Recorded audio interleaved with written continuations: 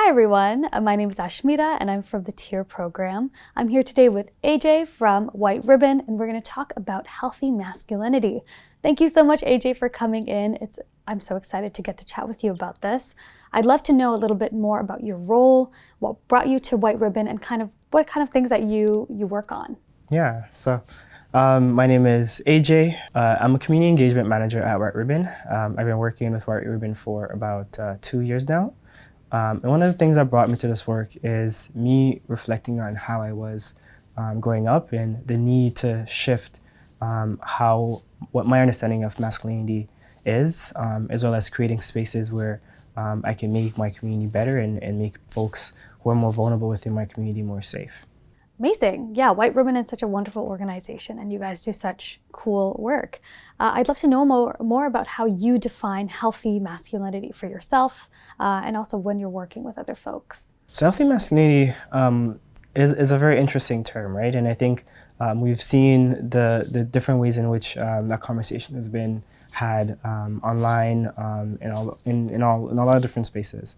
What I normally go back to when I think about healthy masculinity is a comment or a talk that I heard Teak Milan, who's a black trans man in Toronto, or from Toronto, gave. And what he really describes is this idea that healthy masculinity is in a lot of ways organic masculinity and is who we are at our core, right? And that is how we express ourselves, how we are within community, how we are with our family members. It's really who we are at our core. And it's more of like more playful, has different versions, right? It doesn't have to be, it's not one set way to be. But what it is that we're being true to ourselves and we're being true to the people around us. And that means that we're not committing harm, that we're creating spaces where people feel safe, and then we're creating spaces we can reflect on who we are in order to better ourselves and kind of challenge those ideas that we see within the media and within society. I wanted to ask you about your thoughts on where, these feelings of shame that we see so often come from when men try to share their emotions or express themselves in that kind of way, with friends, family, generally speaking, kind of in society. So I think a lot of that shame comes from fear, right? That fear of not being accepted and not being seen as someone who's strong, right? Because oftentimes what we see is the stereotypes of what it means to be men, a man or a true man, quote unquote, is based in being stoic, right? Being not showing your emotions, being in control, right? Being aggressive, right? So oftentimes those ideas of masculinity are not always seen as, when you do share, I should say, your that vulnerable piece, your emotions, you're not seen as being a true quote unquote man, right? So a lot of it, I think, is that fear of acceptance, especially when you share those ideas of who you are or the things that you're struggling with. And then it's now, how are people going to receive it, right? As well as, how do I share it, for example, causing harm, right? Whether it might be minor or more major forms of harm, right? How are folks going to really accept me, right? Because oftentimes what we see when we hear is that folks get to a place where they're fearing being punished rather than actually getting supports, right? So I think it's really centered on fear, and that fear of, for one, not living up to what it means to be a man, but also the fear of like, how am I going to be punished, rather than how can I change my ways, right? Learn more, and then find support to actually get me to a more accountable path. Thank you. That was such a really thoughtful response about, how fear really does guide so much of masculinity and ways that men might kind of respond to things. I'm curious to hear your thoughts about how these versions of masculinity are so deeply rooted in society. So one of the biggest, I think, and common ideas we hear often, right? And comments, I should say, we hear often, is this phrase, man up, right? That you have to, there is this gold standard of a man that you have to be, or a person that you have to be. And if you don't live up to that gold standard, right, then the word or the term man up is always used, right? So when I think about all of, like, those societal expectations and impact, I go back to what I shared earlier, is that idea that you have to be a certain way, you have to live up to this gold standard, or this version, or this stereotype of a man. And when we think about it and we go back to our organic self, that organic masculinity, oftentimes we don't fit into that box that is what we define as the man box, right? We don't fit into that clear-cut box that is seen as the real or true version of masculinity. So if we go back to that idea that we can be our organic self, that we can find ways to create spaces where we can be vulnerable, right? And we can express ourselves in healthy and nurturing ways. I think that when we think about those societal expectations, we can break apart that box, right? And create spaces where men feel like they're able to be their true selves, and able to create spaces where their community are safe, their community members are safe, and they are in turn safe. I really, really love that response. I think that's such a really beautiful way of like embracing yourself to kind of break down these really rigid ideas of masculinity. And you were talking about having spaces for folks to be vulnerable, for men to be vulnerable and, feel safe in expressing those emotions. I'm curious to know kind of what that might look like and what it might look like to support men kind of experiencing that vulnerability or having that kind of an emotional experience. Yeah, that's a great question. I think that it in a lot of ways it starts with our community, right? And when I think about community, I always think about community in the sense of the people that we choose, right?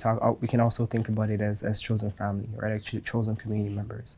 Sometimes we don't always have the luxuries or the option to choose maybe who our families are, right? And the people that we might live amongst, right? But we can find community or chosen community amongst, for example, like a city like Toronto, right? There's so many different folks with so many different ideologies and beliefs. We can find community members that are going to allow us to grow in the way that we want. So I think the first thing that I think about is how do we foster a community that's going to get us to that place, right? A space where we are able to be our true selves, our authentic selves, and then a space where if we are maybe causing, I guess, like falling away from, maybe causing harm, falling away from who we are, then those people around us are going to come to us and say, hey, like, is everything okay? Like, how can I support you, right? I see that you're struggling with XYZ. How can I help, right? So I think the answer for me is more so like, how do we find that community and those people within our communities that are going to be able to guide us and get us to a place where we're able to be ourselves, but also be accountable to them and to the larger community as a whole. I'm curious to hear your same thoughts, kind of in that same vein of how we can empower men to have those healthy and positive relationships with each other and also relationships with masculinity. Mm-hmm. I think that goes back to the first question, or one of the first questions you asked, right? And that is the vulnerability, that vulnerability question. And I think that how do we be vulnerable with ourselves, right? And a lot of times when we're engaging in this work, it's a lot of reflective work and it's being vulnerable, right? I think about when I was younger and me trying to live up to those stereotypes, right? And oftentimes living up to those stereotypes, meaning that we're causing people around us harm. So I think it goes back to like how we are vulnerable with ourselves and how we're sitting with that question around shame on the question you asked before, right? How are we sitting with those in ourselves and how are we using that not to those experiences, not to kind of be baggage that we carry, heavy burdensome baggage that we carry, but more so we use it as fuel to continue to grow, to continue to challenge ourselves, to continue to create those spaces, right? And I think for one, it starts with us and us looking at our shame, looking and being vulnerable with ourselves, right? Looking at the things that we've done, that we've experienced, and understanding that by being true to who we are and the things that we've experienced and the thing that we've done, we then can use that to create that positive, reflective component to then be able to go to someone and be like, hey, like I'm struggling with this. I'm struggling with my mental health. I'm struggling with this particular thing, right? I'm struggling with identity, right? I'm trying to figure out what it means to be me and to be a more authentic person or whatever that might be, right? So I think that it starts with that reflective piece and then connecting to folks who are actually also doing that, right? And often, sometimes it could be like having that small conversation with a longtime friend, right? It doesn't have to be it could be seeking out new people, but it could also be continuing the conversation or starting the conversation with the people in our lives. And I think that if we focus on those smaller, more tangible steps, we're able to see that more long-term change moving forward. And thinking about long-term is that this is a process. Everything in our lives is a process, right? And we have to like really see that learning and unlearning is a process, and it's gonna take some time. So I know for me, I'm still on that journey. I'm still on that journey. And oftentimes when I think about where I am at now, and I look back and I'm like, I've come far, but I still have a long way to go. And seeing that as I still need to learn more because life is a learning process, right? We have to be active in living, and sometimes that means taking breaks and being mindful of how we are and the things that are going on for us, but it's also knowing when to step forward and connect with folks and find supports. That's such a thoughtful kind of way to approach this, because you're right, it really does start with that self-reflective piece. You have to know what's going on within yourself before you can kind of address anything. And for folks who might want to start that journey, what are some resources and other kind of things that might be available to men and boys who are looking, again, to kind of start in this journey of healthy masculinity? Resources, I think the biggest one that comes to the top of my mind is White Urban, like visiting White Urban, whiteurban.ca. We do a lot of work with healthy masculinity with men. We are one of the very few organizations in Canada that does this work, one of the few organizations globally that does this work. So what I think one of the first things that we could do is visit our website. When I also think about what else we can do, is more so about how do we connect with people in our lives that are doing positive things too, right? Like how do we make sure that we're highlighting and we're giving respect or due diligence to the people around us who are actually living and walking and role modeling those behaviors, right? And those beliefs. So I think finding supports is also seeking out those folks, is also seeking out community organizations that are local to you. I know that I grew up in Scarborough, and when I was younger, like there was one person that was a youth leader that I looked up to a lot, right? And he was that positive role model for me when I was younger.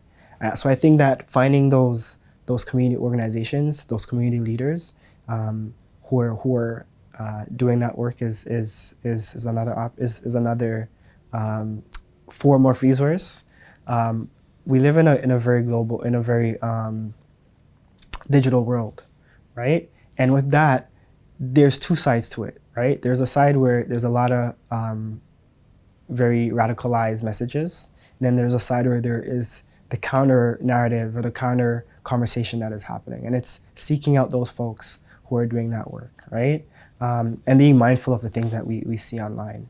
So I think that going on more of on 3 steps or 3 things that going on the bigger, like looking at organizations that are doing this specific work, focusing on community organizations that are really doing work within our community, like people we see on a day-to-day, the people who are on the ground doing this work, and then looking and seeking resources online. There's a ton of activity guides, a ton of research, a ton of blog articles on healthy, positive masculinity, allyship, accountability. So it's again like being active in getting those conversations. And lastly, I think seeking out those programs, right? Programs that are talking about healthy masculinities, I think is another option. Thank you for sharing all of those really wonderful resources and just generally for this conversation. I know there's a lot that I'll be thinking about and a lot that I'll be taking away from this. So thank you again so much for joining me today. It's been so wonderful to chat with you. Thank you for having me.